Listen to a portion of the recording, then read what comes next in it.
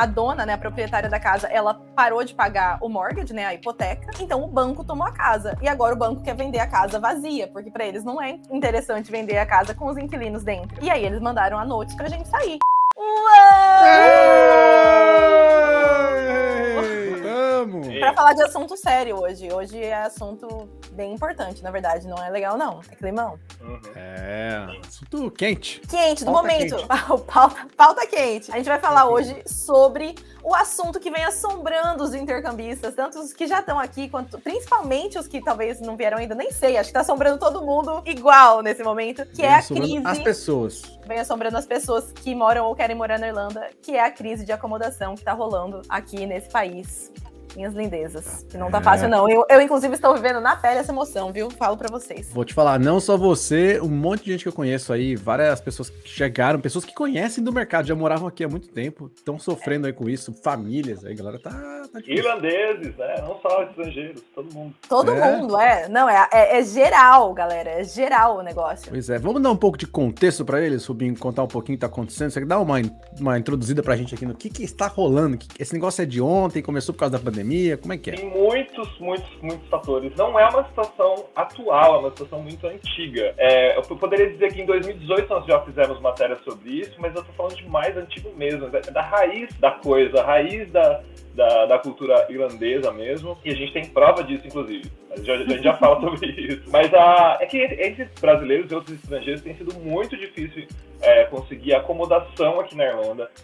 A gente sabe que o aluguel está muito mais alto do que alguns anos atrás, durante a pandemia, que teve o congelamento de aluguel, mas agora subiu de novo o aluguel. E a pessoa que vem fazer intercâmbio aqui na Irlanda, seja para estudar inglês ou fazer uma universidade, por exemplo, ela não tem condição de alugar uma casa, um apartamento para ela. Então sempre tem aquela divisão de acomodação. Então a gente sabe, acostumado, os brasileiros dividem casa, moram vários no mesmo quarto, enfim. Mas mesmo assim, não estamos conseguindo, esses intercambistas não estão conseguindo encontrar uma vaga de acomodação, uma cama para dormir dentro dessas casas compartilhadas. Essa situação que está acontecendo no momento, então a gente vê pelas redes sociais, por exemplo, um desespero mesmo, todos os dias, as pessoas postando fotos, tentando buscar acomodação, é um desespero que a gente vê. Essa situação, eu que moro aqui há 4 anos, eu nunca tinha visto, nunca tinha passado por essa situação num momento, né? O fato de ter pessoas desesperadas assusta pra gente que tem uma casa hoje alugada, de tipo, será que vão querer tomar a casa aqui da gente pra depois realugar por um preço mais alto? Será que eles vão ter o interesse de, às vezes, aproveitar desse boom? E, então dá um medo até pra quem já tá, né, com a sua acomodação resolvida, digamos assim, porque não é questão de você ter, às vezes, aquele notice que eles dizem, vocês têm 4 meses porque já tá mais de 2 anos aqui. Mesmo assim, né, não tá fácil. Tem muita gente que tá com dificuldade de achar, mesmo em 4 meses de demanda. Então, enfim, vamos entender um pouco do que tá acontecendo, mas não é um problema de agora, né? Esse problema está mais, dizer assim, talvez mais evidente, mais gente tá falando sobre isso, chamou mais atenção, mas eu já falei, acho que 2 anos atrás, eu fiz um vídeo falando sobre a crise, né, potencial crise imobiliária, que não é necessariamente uma crise no sentido de uma bolha, mas já é um problema de muitos anos, né? Se você pegar no contexto histórico, por exemplo, lá no século XVIII, na época que os britânicos ainda tomavam conta da Irlanda, teve uma época que teve um extermínio, enfim, daí os britânicos tomaram as terras mesmo dos irlandeses. E para você ter uma ideia como a gente pode chegar longe, né? O aluguel naquela época já era caríssimo, porque eles tomaram as terras dos irlandeses, deixavam os irlandeses ficar na terra, mas 80% do que era produzido naquela época tinha que ir para a coroa britânica.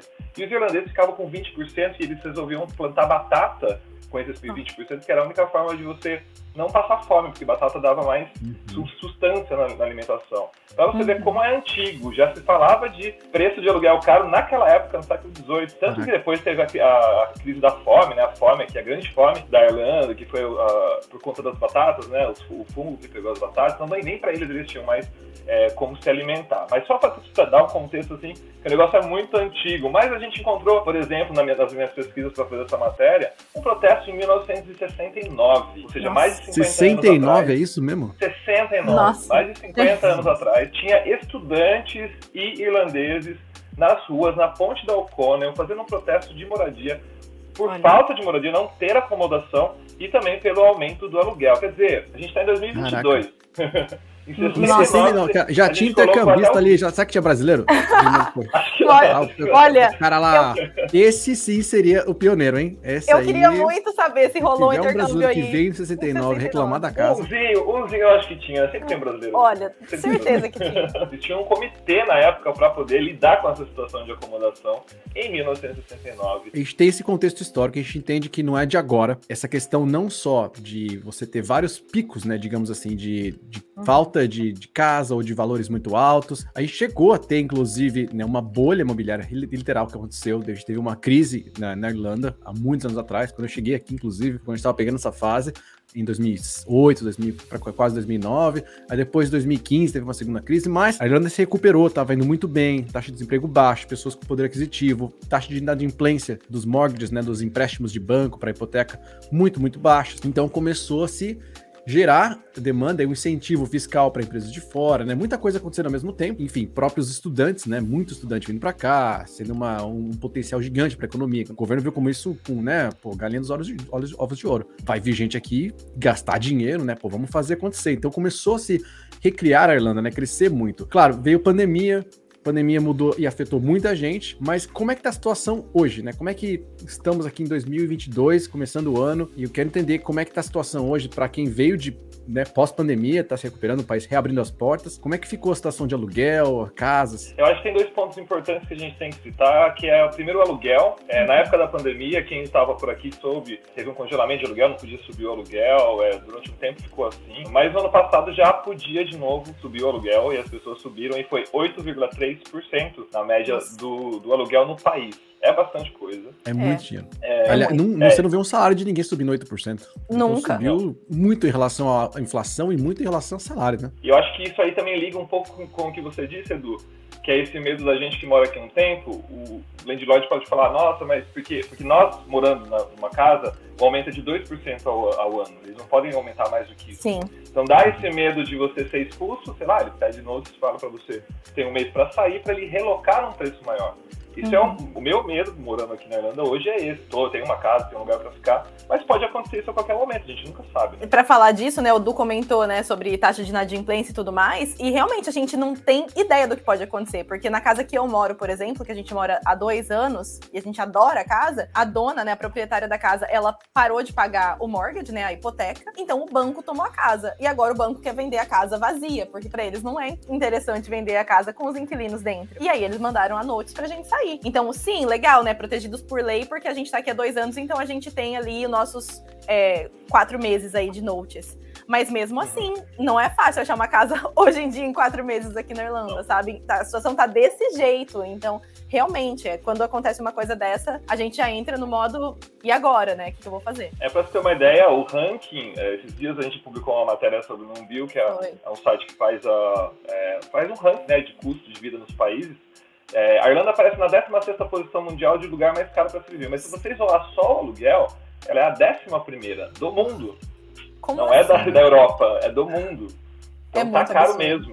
Tá caro mesmo. E isso é claro que vai, né, influenciar também, como a gente disse, eu não vou ter condição de alugar uma casa aqui hoje em dia, mas eu vou ter que dividir. Mas ao mesmo tempo isso também influencia as pessoas que estão dividindo casa. E que tem outro motivo, que é um segundo ponto muito importante, que são casas vazias para locação temporária. Então, muitos landlords, muitas pessoas preferem deixar a casa vazia, porque daí você tem o turismo na Irlanda, principalmente em Dublin, é muito grande. Então, para você fazer uma locação temporária, vale muito mais a pena. E tem um incentivo, né, de acho que até 14 mil anuais, você não paga um imposto. Muita gente recebe em cash, né, dinheiro em mãos, para não ter que declarar.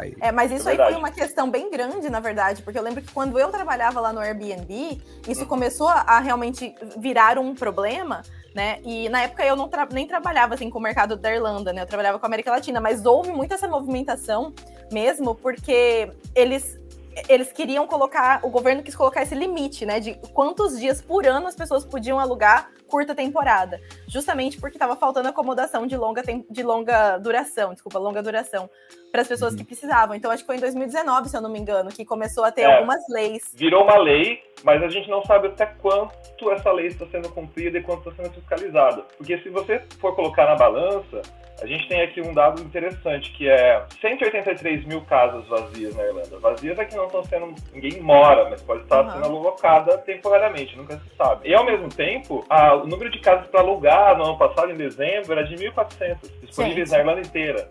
A conta então, não fecha. 183 mil não fecha. Alguma coisa está acontecendo aí, entendeu?